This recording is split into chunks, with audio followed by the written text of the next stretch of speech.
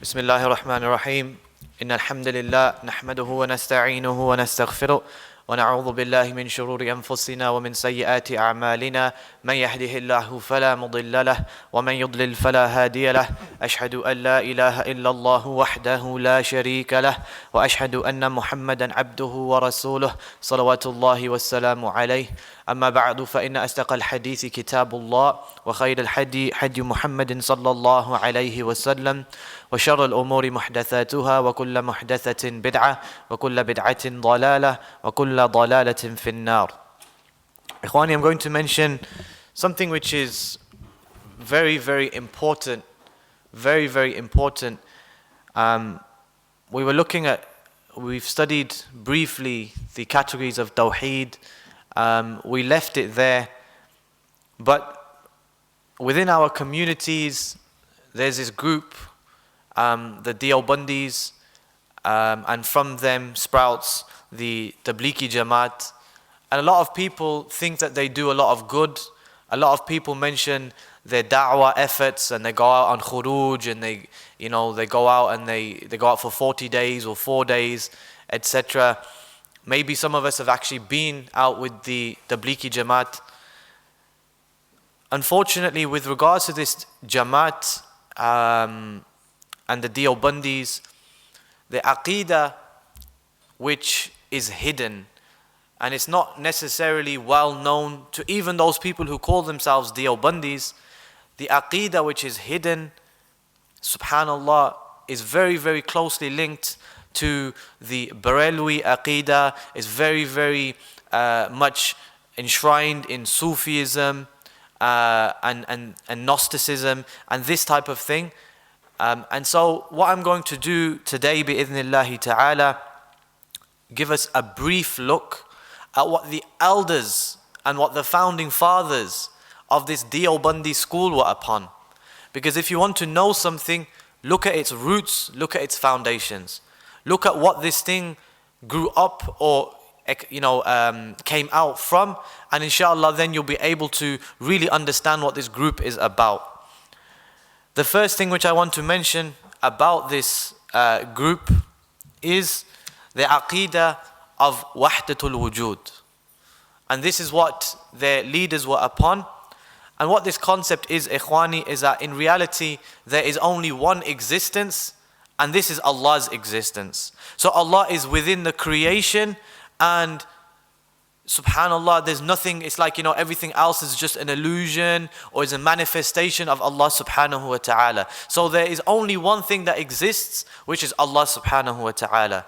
So what they say that in reality, Allah is within the slave, or the slave is Allah, and Allah is the slave. A'udhu billah. And there was a man by the name of Ibn Arabi. Ibn Arabi, and he was one of the most, biggest and most outspoken and most famous of the proponents, or those people who push this aqidah of Wahdatul Wujud. And the Deobandis and the Sufis, they call him Al-Shaykh Al-Akbar. He is the greatest Shaykh. And you will hear them speaking very highly of him, and they will mention him very, very highly. In one of his poems, he actually entitled the poem, "The Slave is the Lord and the Lord is the Slave." This is the title of one of his poems. And in another one of his poems, he said, "My heart has become capable of every form. It is a pasture for the gazelles, and a convent for the Christian monks, and a temple for idols, and the pilgrim's Kaaba, and the tables of the Torah, and the book of the Quran. I follow the religion of love. Whatever way love's camels take, that is my religion, that is my faith." What does this mean? You notice he says, my heart is like, it's a field for the animals, it's a church for the monk, it's the pages of the Torah, it's the books of the Quran, etc., etc. i.e., everything is one, and one is everything. In reality, the existence is only of Allah subhanahu wa ta'ala alone. And then he says, I follow the religion of love. I follow the religion of love. This is something which you will find very common amongst the Sufis, this love. We love the Christians, we love the Hindus, we love the Sikhs. It's all about love, love, love. Wherever you go, it's all about unity. It's not about unity upon the Quran and upon the Sunnah with the understanding of the Salaf al-Salih. Rather, it's just about love. Let's just unite, you know. It's okay for you to be a Sufi and you to claim Allah is everywhere. It's okay for you to say that there is another messenger after Muhammad sallallahu alayhi wasallam. It's okay for you, O Salafi, to say Allah Jalla wa Ala is above His arsh. But let's all unite for the sake of unity. Ikhwani, this is a false concept. Allah subhanahu wa ta'ala says, hold on to the rope of Allah, all of you together, and do not be divided. The rope of Allah subhanahu wa ta'ala means the Quran and the Sunnah upon the understanding of the Salaf al-Salih. Elsewhere, Allah subhanahu wa ta'ala says, whoever opposes the messenger after the truth has become manifest to him and he follows a way other than the way of the believers, then we will leave him to that which he is upon and drive him into Jahannam. What an evil journey's end. Elsewhere, the Prophet sallallahu alaihi wasallam, he drew a line in the dust and he said, this is the straight path. And then he drew loads of lines going off this. And then he said, each of these lines each of these lines which I have drawn, there is a shaitan which is calling to this. And this is deviation. And the Prophet sallallahu alaihi wasallam, he mentioned that the Jews split into 71 sects. The Christians split into 72 sects. My ummah, this ummah will split into 73 sects. 72 of them are in the fire and one of them is the safe sect. When they asked him, who is this sect, Ya Rasulullah? He said, that which I and my companions are upon today. So ikhwani, basically the point I'm trying to make here, we don't unite for the sake of unity. We unite upon the Quran, upon the Sunnah, with the understanding of the Salaf al-Salih.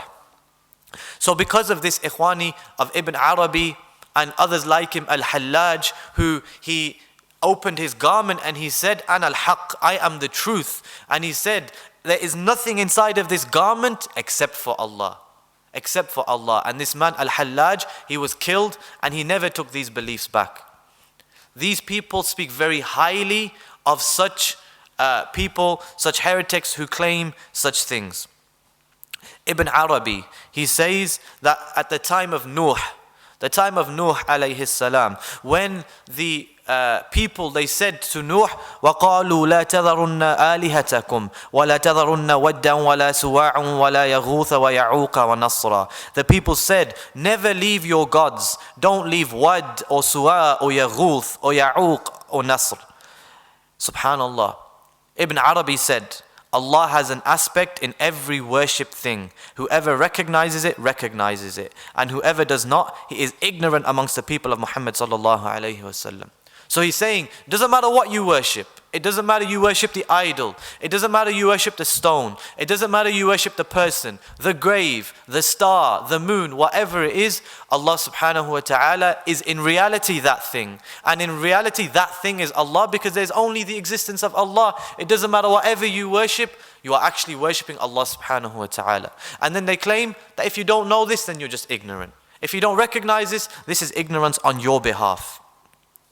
Ikhwani, I'm going to mention a lot now, this name you're going to hear, Imdadullah al-Makki. Imdadullah al-Makki. This man, he is one of the founding fathers of the Deobandi school.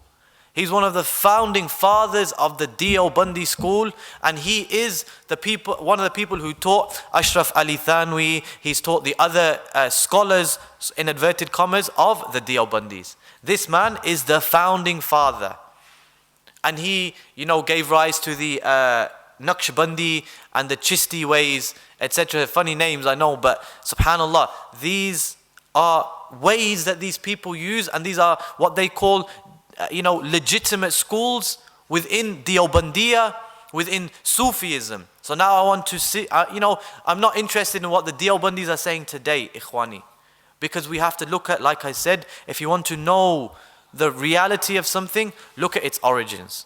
So I'm going to mention what this man said within his own works with references bi'idhnillahi ta'ala.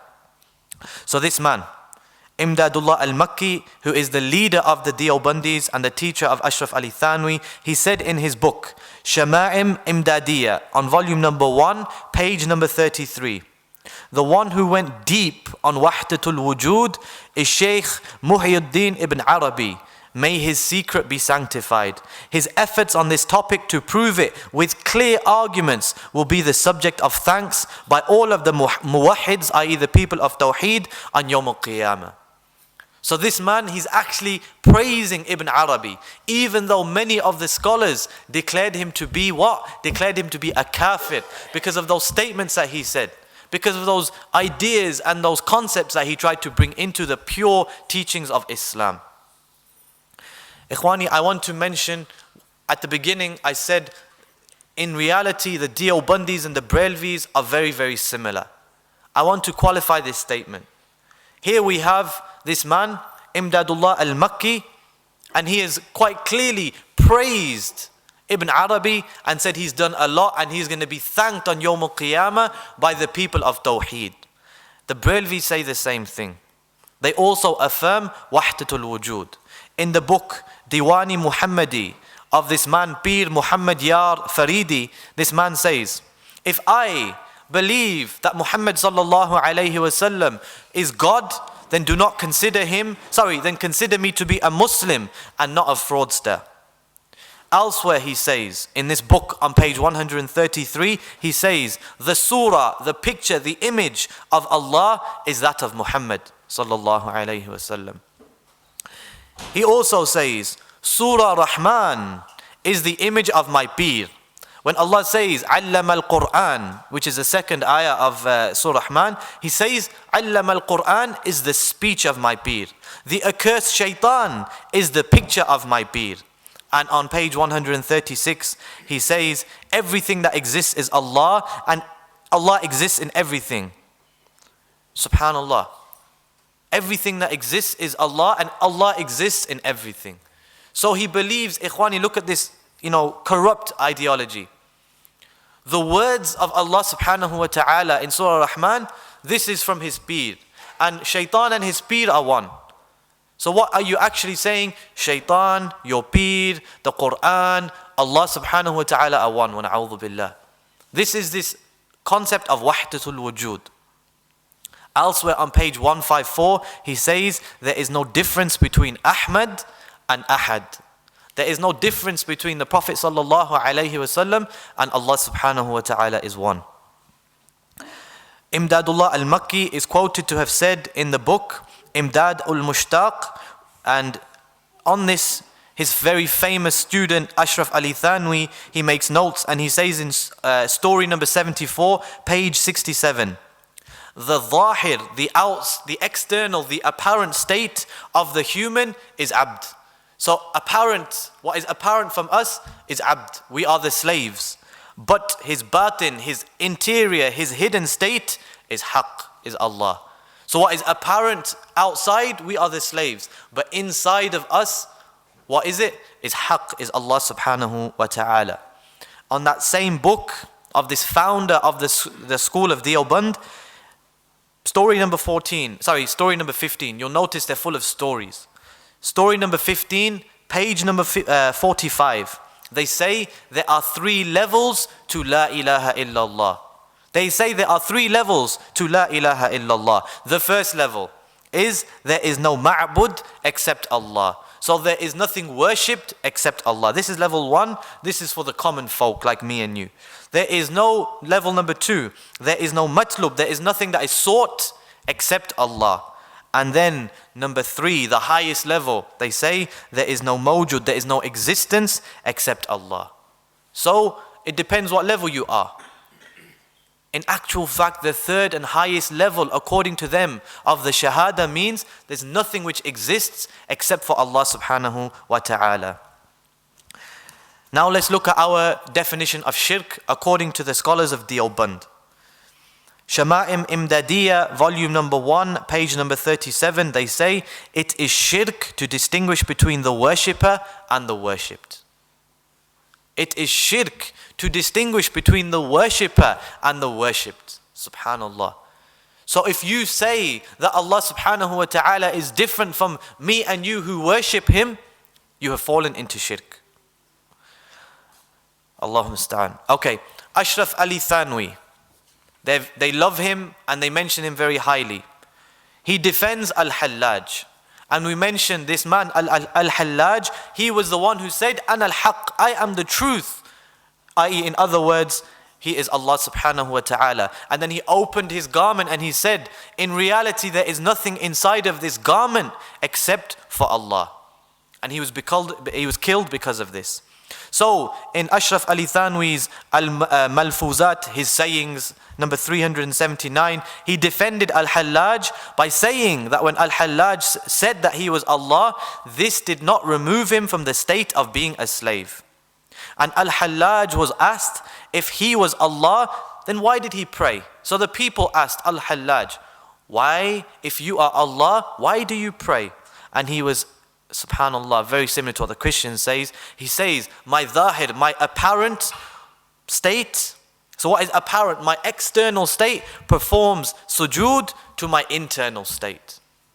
So what is outside, i.e. in my state of being a slave, I make prostration to my internal state, which is Allah. And then he says, and this is a deep secret. This is a deep secret. Ikhwani, one thing that you will find with all of these Sufi ways, all of these Sufi tariqas, they all have this element of secrecy amongst them. They all have this element of secrecy amongst them.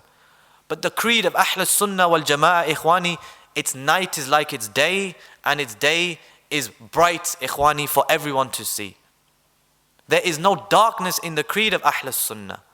Yet these people, their aqidah is built upon secrecy, is built upon kashf, where they receive this knowledge from Allah or from the Prophet ﷺ directly. Ikhwani, a lot of secrecy. And I want to ask you, if you were to ask a Christian, why, if Jesus is God, why did he pray? Why did he worship the Father, as they say? And they will answer that one of his forms prays to another one of his forms. So his form of being Isa on this earth is worshipping the higher form of Allah subhanahu wa ta'ala, and this is what they said. Imdadullah al-Makki stated, again in Imdad al-Mushtaq, page 59 to 60, he said, it is permissible to imagine Allah upon the form of the Shaykh, if the seeker is a Gnostic and a person of Kashf. And I want to describe what Thanvi said. He said that the Gnostic person of Kashf does not believe that the essence to be the form of Allah. So he's saying that the person in this state, we don't say he is the actual manifestation, the essence of Allah. Rather he believes that his Shaykh is the place of perfect manifestation of Allah's attributes. So he did not enter into this problem of unification, because if he said this person becomes Allah in his essence, he would be declared a kafir. So he said no, he's like a reflection of the perfect names or the perfect attributes of Allah subhanahu wa ta'ala. But ikhwani, doing this is in and of itself is kufr. In and of itself is an act of kufr. Because Allah subhanahu wa ta'ala says, لَيْسَ كَمِثْلِهِ شَيْءٍ. There is nothing like Allah subhanahu wa ta'ala. So how then do you give the attributes of Allah to the attributes of your shaykh, and you imagine that you're seeing Allah when you look at your shaykh? I'm going to, something quite funny actually. Imdad al-Mushtaq, again, we're quoting from their works, page 106. He mentions, Al-Makki, this guy, he mentions, some people asked a muwahid, this person of Tawheed according to them. And this, according to them, it means that he believes in wahdatul wujud. He said that if halwa, this thing that we eat, halwa, sweets, and the dirt are the same. If halwa and the dirt are the same, then why don't you eat them both? And this Sufi Sheikh, he said, in the form of the pig, I eat the dirt, and in the form of the human, I eat the halwa. So in actual fact, the reality is the same. There is no real difference between the reality and what is apparent and what is hidden. Okay, I'm going to mention now, it's a heavy thing, ikhwani, but we have to mention this because like we said, we have to look at what the founding fathers of this school were upon. We have to look at what they were calling the people to, because now if you were to take this to a Deobandi and he'd say, you know what, I didn't know this, but we are quoting from their works so that they can go back and inshallah educate themselves, and so that our brothers and sisters will be warned against the reality of these people. Okay, they believe that in their works they say that the whole universe is a manifestation of this man, Imdadullah. In Shama'im Imdadiyya, volume number 2, page number 67, a student of Imdadullah al-Makki, he relates this following incident. He says, a servant of Hazrat Sahib read the word Imdadullah in a book and said that the name of Hazrat and its praise is present in the divine books revealed before us. So this man's name is present in the divine books that are with Allah subhanahu wa ta'ala. Then Imdadullah began laughing and he said, wherever you look, there is Imdadullah. The manifestation of all of the universe is from Imdadullah. If the praise of Imdadullah is not done, then there would be bad fortune. Subhanallah. So here he is clearly claiming to be one with Allah subhanahu wa ta'ala, because he's saying, wherever you look, there is the manifestation of Him in the universe. Wherever you look, if you don't praise Him, etc., then bad fortune is going to spread on the earth. They say, when Iblis did not prostrate to Adam alayhi salam, he made a mistake. Look at what they say. In this same book, page number 64, Imdadullah al-Makki, he gives his explanation to the mistake of Iblis. He said, the eyes of Iblis went on the apparent form of Adam. So he didn't prostrate to Adam because what he saw was his apparent form, i.e. the slave. And he did not see the batin, the hidden, the inner form, that who was Adam's manifestation of.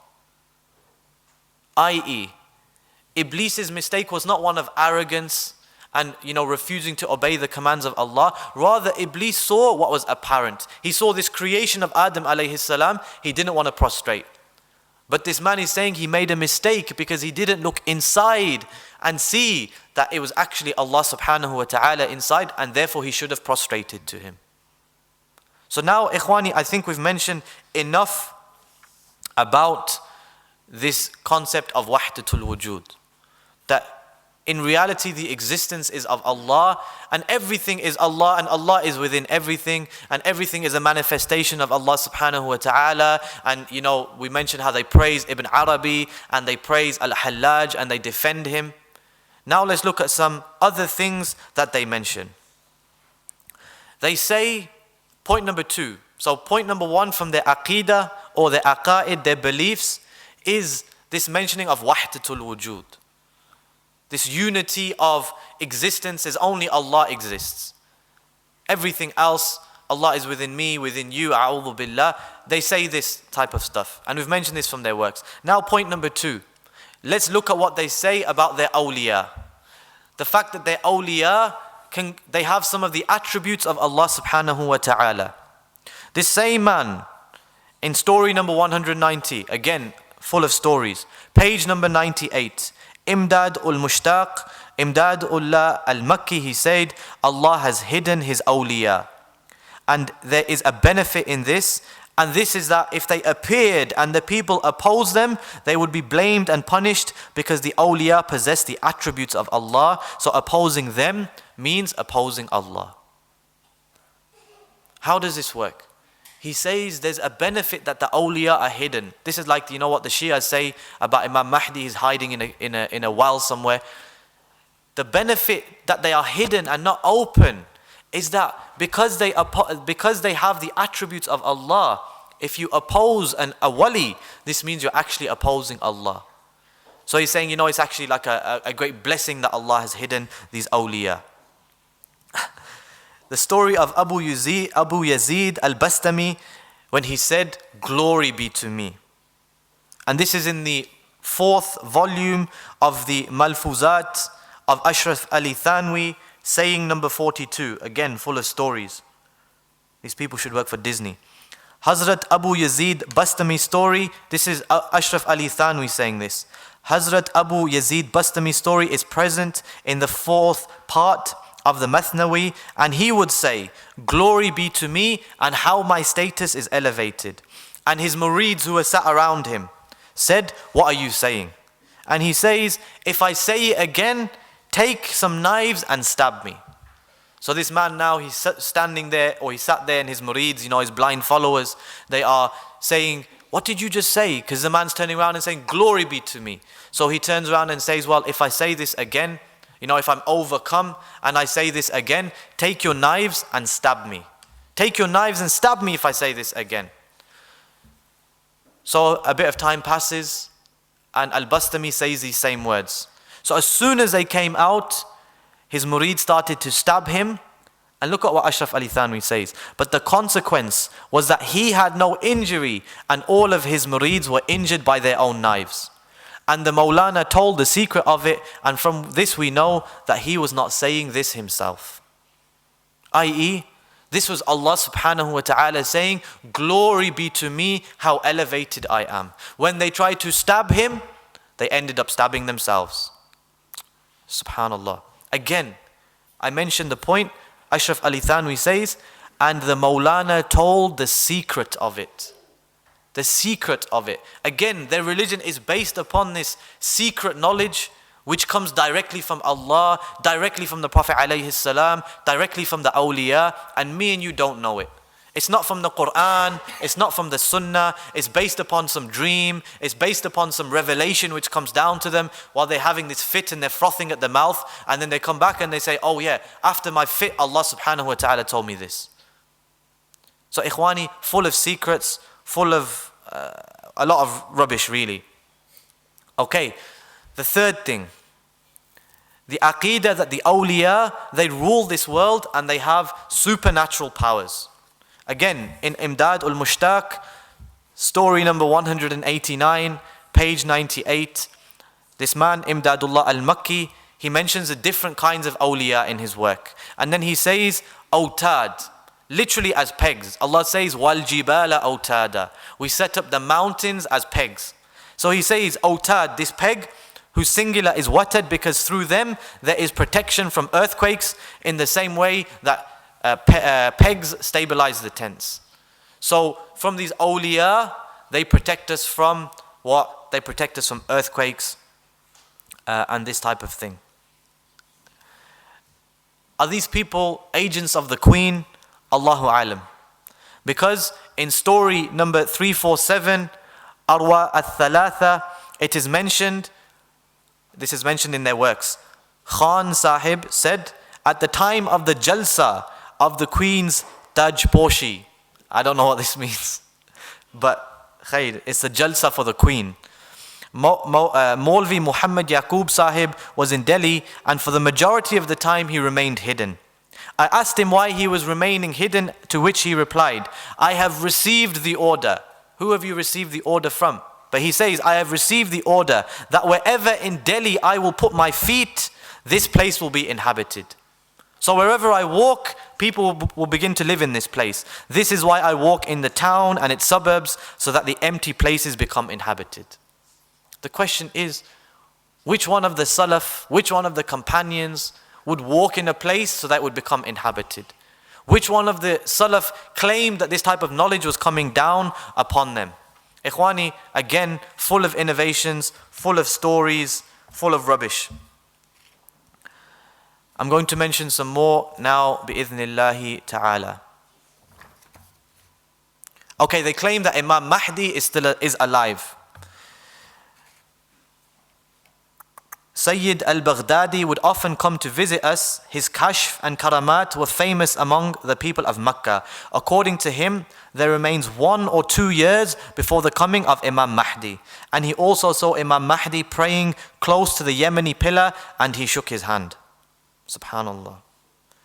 This was about 200 years ago, and he said that Imam Mahdi was going to come out 2 or 3 years' time. So he clearly got it very, very wrong, or he's using a different calendar to us. Zakaria Kandalwi wrote, he, Khwaja Maudud Chisti, had acquired the miracle of being able to traverse great distances in mere moments. When he wished to perform tawaf, he would in moments be miraculously in Makkah Mukarramah. So Ikhwani, this is their belief about their awliya. This is their belief about their awliya. This is a very, very dangerous belief. They believe that there is a certain dua or a certain thing that you can read, and when you read it, you will have part of the kingdom of Sulaiman alayhi salam. The Deobandi book called Al-Jawahir Al-Khamsa, it's about dua and other things that you should read. And at the end of the book, it says there, the Risala Futuh Ul-Ghaib has been included, and he mentions that to possess the kingdom of Sulaiman alayhi salam, to control the humans and jinns, you need to recite this thing 33 times. And he says, the dua in English, O Quddus, pure from all evils, none can be protected in his whole creation. And he says, if you read it 10,000 times for 40 days, you'll be cut from what is other than Allah, and all of the creation, including humans and jinns, will be under his control and obedience, and he will become the inheritor of the kingdom of Sulaiman alayhi salam.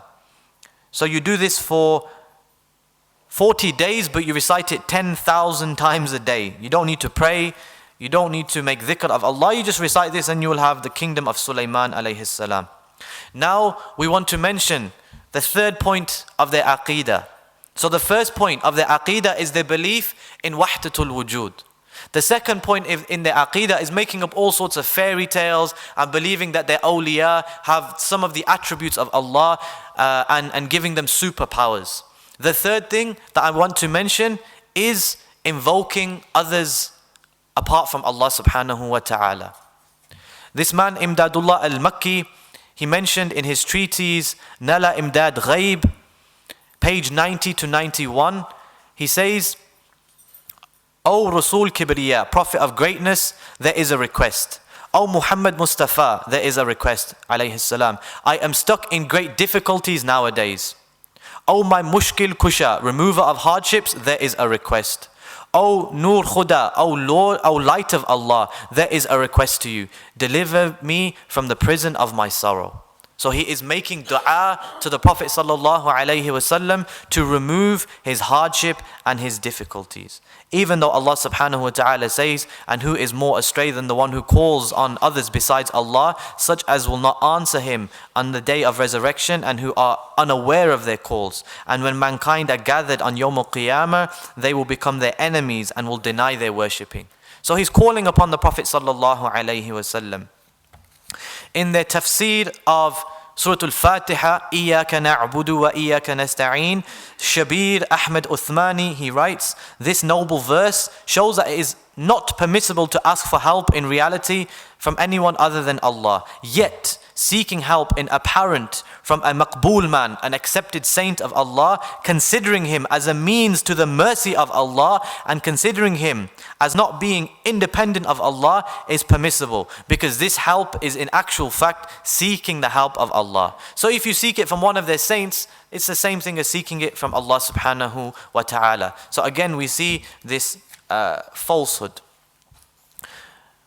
Seeking intercession from the grave of the Prophet sallallahu alaihi wasallam. Hazrat Ibn Jala, he writes, while in Medina, I once suffered tremendous hunger.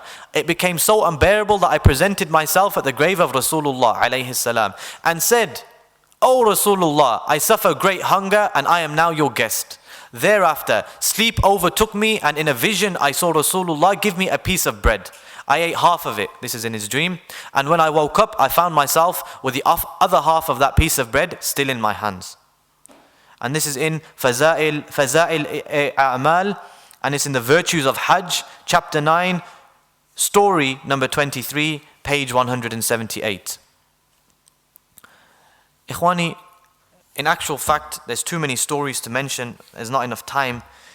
I want to mention that they said that the Prophet sallallahu alaihi wasallam visited Deoband. In Arwa Thalatha, again, story number 440, it is written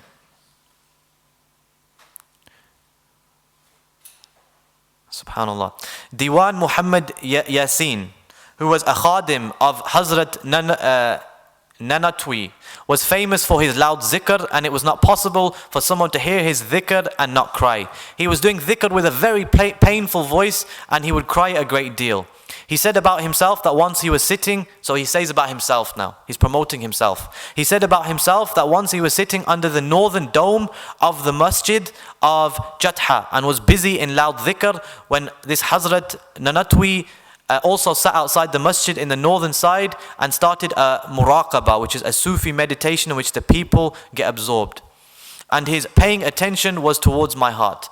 At this moment, I entered in a state. Listen to what he says. At this moment I entered in a state, and I saw while doing the dhikr that a throne is descending from the sky, and the Messenger of Allah alayhi salam is sitting on it, with the 4 caliphs also present in the 4 corners. And they left the throne and came in the masjid, and they were very close to me. And Hazrat asked one of the, he's talking about Hazrat when he says the Prophet alayhi salam, asked one of the 4 caliphs, brother, call Maulana Muhammad Qasim. So he left and came with Maulana. Hazrat alayhi salam said, Maulana, give me the hisab of the madrasa. So the Prophet sallallahu alayhi wasallam descends on an arsh, on a throne, and he wants to look at the accounts of this madrasa. So he's now looking.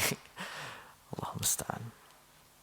Okay, so he says, give me the hisab, the accounts of the madrasa. And he said, it is present. And he started to tell the hisab, and he gave all of the details of the hisab. The Prophet sallallahu alaihi wasallam became extremely happy and said, right Maulana, now give me the permission to leave. Hazrat said, as you wish. Then the throne raised in the sky until it had disappeared. So they claim that the Prophet alayhi salam, Abu Bakr wa Umar wa Uthman wa Ali radiyallahu anhum, they all visited Deoband. Another thing which they mention lies on the Prophet sallallahu alayhi wasallam, that the Prophet sallallahu alayhi wasallam learned Urdu from his contact with the Deobandis. I have to mention this story. Sajid Abdul Qayyum mentioned in his book, The Jamaat Tabligh and the Deobandis, that Rashid Ahmed Gongohi said, as is mentioned in his book, on page 30, a noble person was blessed with a vision of the Prophet sallallahu alaihi wasallam in which he saw that the Messenger of Allah was speaking Urdu. The noble person asked, how do you know this language while you are an Arab? The Prophet sallallahu alaihi wasallam said, from the time I have been in contact with the scholars of the school of Deoband, I have known this language. Allahul Musta'an.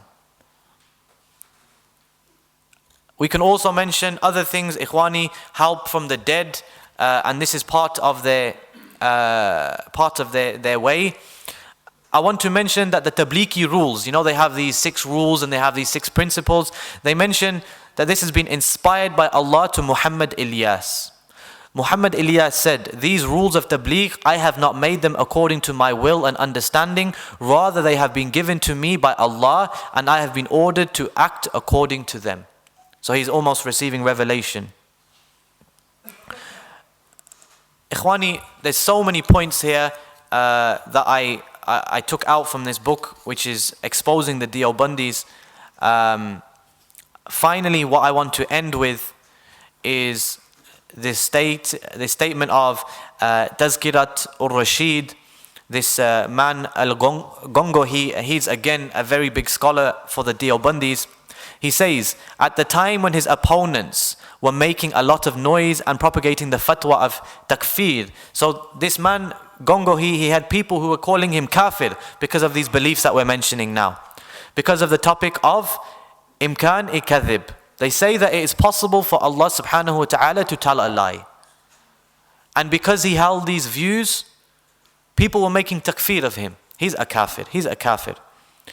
And in the sitting of Sayyid Tawakkul Shah Ambali, a Maulvi mentioned that Imam Rabbani, he said that he believed in the possibility of Allah lying.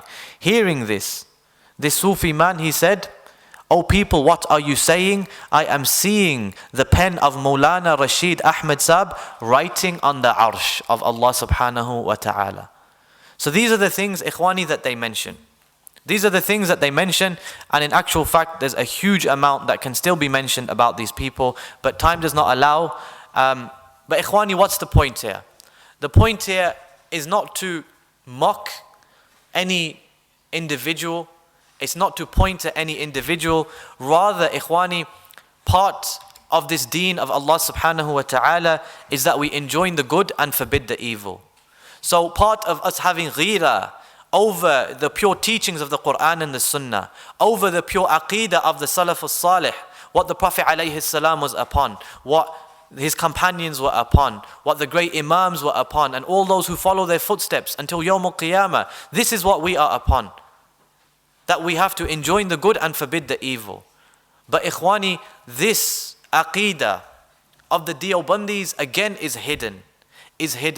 And I didn't mention it, but they have certain elements where they say that this knowledge of the higher kashf, etc., if you mention it to the lay folk or the lay people, you become a kafir. So they claim that this knowledge has to be hidden from the layman. But ikhwani, what my intention here to do today was to expose some of their beliefs, expose some of their foundations, and then ask the question, is this what the Prophet ﷺ was upon? Is this what his companions were upon?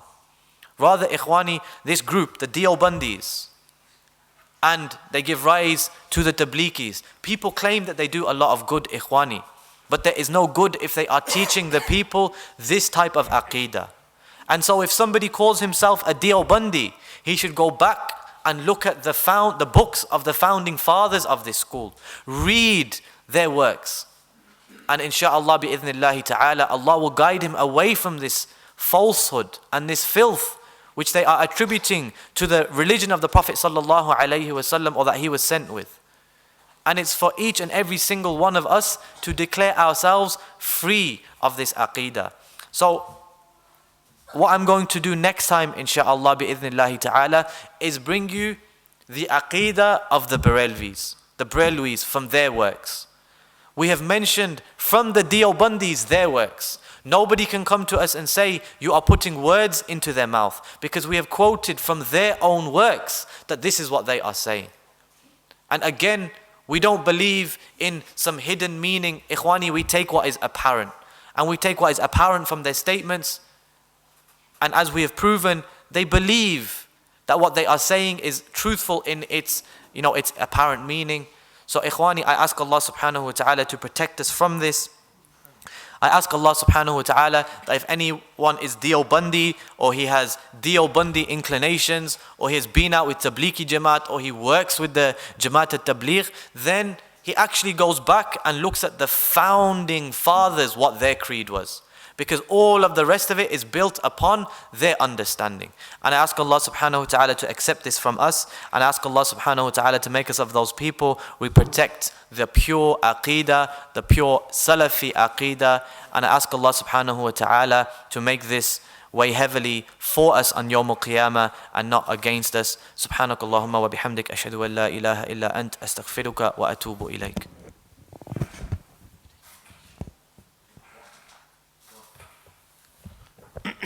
Barakallah feekum, Brother Husnain. If there's any questions, inshallah, if somebody wants to ask, so go ahead.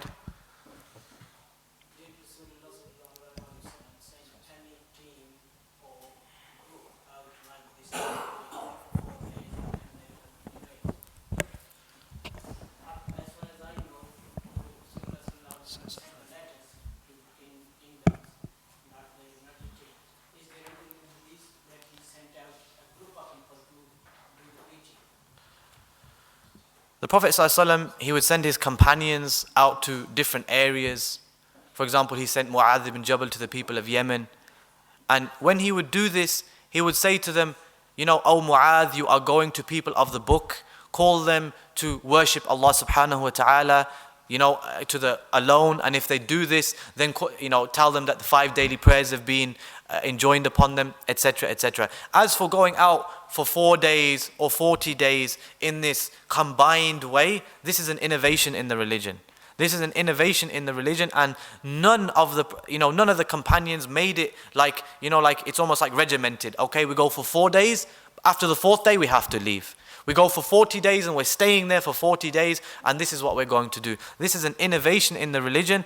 None of the companions were upon this. None of the Salaf al-Salih were upon this. This is some new innovated methodology which we go and we call the people for 4 days or 40 days.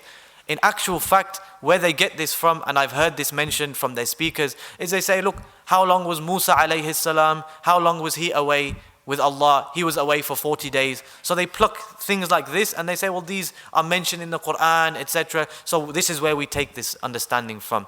But to say this is what we do for 4 days, 40 days and give it a name and then make it an organized movement, this is not from the sunnah of the Prophet alayhi salatu wasalam. And ultimately, Allah subhanahu wa ta'ala is the one that guides, and we do our best to give da'wah, and we give da'wah continuously. But to go out for this period of time, this is an innovation. Allah knows best. Is it permissible to pray behind him? Allahu alim. But if he's just like a layperson, if he is a layperson, do your best to lead the prayer. I personally wouldn't pray behind a Deobandi. What I believe, what I actually came to know, that it all started in India. That's right, yeah. And you mentioned some of it was Makkah as well, some of the names, they are Arab names. So Yeah, Imdadullah al-Makki, he actually went to Makkah. And he stayed outside of Makkah, and he mentioned some of his kashf outside Makkah, and he stayed by the mountain of As-Safa, and people wanted to become his murid, and he, out of his humbleness, he never accepted, and then he went back to India, and then he removed the falsehood through India. Rather, we say he injected the falsehood, but they say he removed the falsehood, etc., etc. But he did travel, and they do call him the one, al-Muhajir, the one who, made hijrah, and he went, even though he came back. Yeah, he was Indian. He was Indian, yeah. But as the brother's question about praying behind them, holding these type of beliefs, I would advise the brothers, the question is, why would you go into a Deobandi masjid when you have Salafi masajid around? But if it's a case of, you don't know the brother's aqeedah, I wouldn't pray, but Allahu alam.